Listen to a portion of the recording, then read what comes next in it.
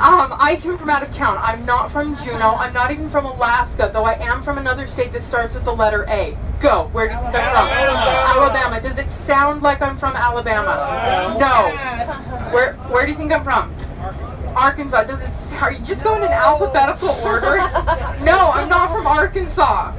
Arizona. Yes, I'm from Arizona. Do we have any Arizonians on board? No? Do we have anyone who's ever been to Arizona? During the summertime? You're insane. I run away from Arizona and I come up here to typically enjoy a nice cooler summer. This is my 6th summer up here, and this is my, as a driver guide, and it's my 9th summer up here total, and I absolutely love it. I love taking people around. I love showing them the town of Juneau. So like I said, I'm very excited to have you on my bus today. Now another quick question by raise of hands. How many people have been to Juneau before? How long ago? 6 years? Okay. Those of you who've been here before, do you remember a lot about Juneau? Yes, no? Mostly, I just want to know how much I can make up today, and you're not going to call me out on it. So if I say something that you know is completely bogus, just go with it, okay? But here we are. We're in the downtown area of Juneau. And how many people know that Juneau is the capital of Alaska? Okay, I just want to double check. So we are in the capital. As such, we do have a number of government buildings here. The first one I want to point out is the State Capitol building. The State Capitol building does not have the typical golden dome that most state capitol buildings have, because originally it was the territorial building of Alaska, and when Alaska became a state in '59, they said, we'll just rename this building instead of building a whole new one.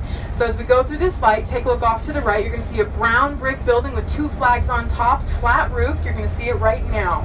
Everyone see that? That is our state capitol building. It has been voted for about 27 years in a row as the nation's ugliest capitol building. Yeah, we win that prize. It's awesome. Now, the next government building I want to point out is the State Office building. Off to the right, look for another big brown building about 8 stories high. That is our state office building, or as we locals affectionately refer to it, the SOB. Now, the next government building, this one's my favorite, Governor's Mansion, up on the hill to the right. White house, white pillars, kind of a southern style looking house. Does everyone see that? Right, that was the Governor's Mansion. That is where the governor of Alaska lives and resides while they're in office.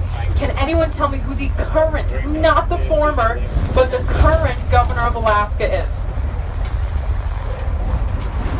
Anyone? I'll give someone $1 if they can tell me in the next 3 seconds. 3, 2, 1. Okay, his name is Bill Walker. No one knows, no one cares. That's fine. Now, as we're moving along, take a look off to the right. You're going to see a creek. This is Gold Creek. If you followed Gold Creek up into the mountains, you would eventually find where gold was first discovered. The quick history lesson goes like this. Joe Juneau, Richard Harris. These 2 guys were sent up here to find gold. They were led by Chief Cowie of the Tlingit Indians up that creek, who showed them gold in the rivers. Richard Harris described the gold they found as being the size of peas and beans. So we're talking pretty good chunks of gold here. That's what started the gold rush in 1880, and that is really why we have the town of Juneau here today. Now, as we're moving along now, I'm going to point out a building that has 0 historical value. But off to the right, you're going to see a blue building with a playground set in front of it. This is our local elementary school. The building right after that is the middle school. The building right after that with the red trimming, that is the high school. The building right after that is the juvenile detention center. They built them in a natural progression so kids can go from one to the other quickly. Okay, no. But if you took a right up this road, Highland Drive, and you went up 3 blocks, you would eventually find where I live. I live at 118 Troy Avenue with my sister Sydney. She too is a driver guide. And so if for some reason you miss your shift this afternoon or evening when you leave, you are more than welcome to crash at my place. Once again, that is 118 Troy Avenue. Now, obviously, don't miss your shift. In my 6 summers as a driver guide, it has only ever happened once that I actually had a cruise ship passenger show up to my house tonight because he missed his shift. I opened the door. I heard a knock, I opened the door, and I just started shaking my head. Because out of anyone in my group that day, it would have been him who got left behind. He was kind of the funny guy troublemaker, and yeah, he got left behind. And so my sister and I let him sleep on the couch, and then the next morning, we went out for breakfast, and then we took him to the airport, where he caught a plane to Skagway, and he met up with a ship in Skagway. Don't do that. But your backup plan is 118 Troy Avenue, just in case it happens. But right now we have left the downtown area and we are headed out the road. This road that we are on, it does have, I guess, different names depending on the section of it you're on. Downtown, we were on Franklin Street. Now we're driving on the Alaska 7 highway. Pretty soon this will turn into Egan Drive, and then after that it becomes the Old Glacier Highway. It has a lot of different names, but it doesn't matter because if you're a local, you just call it the road. Because folks, it is the only road that stretches from one end of Juneau to the other. You cannot drive in or out of this town. You can only drive the length of this road, which is about 48 miles, and at either end of the road, there's just a big sign that says, end. And that is all that's out there. There's nothing else out there. So 48 miles, that is the length of Juneau you can drive. Today we'll be driving on about 8 miles of the road. So please keep your eyes moving back and forth and just kind of soak it all in. And obviously as we're moving along, I will point out different things, tell stories and things like that. Right now though, this is something I definitely should have checked before we left. Everyone here is on the Grand Tour of Juneau, correct?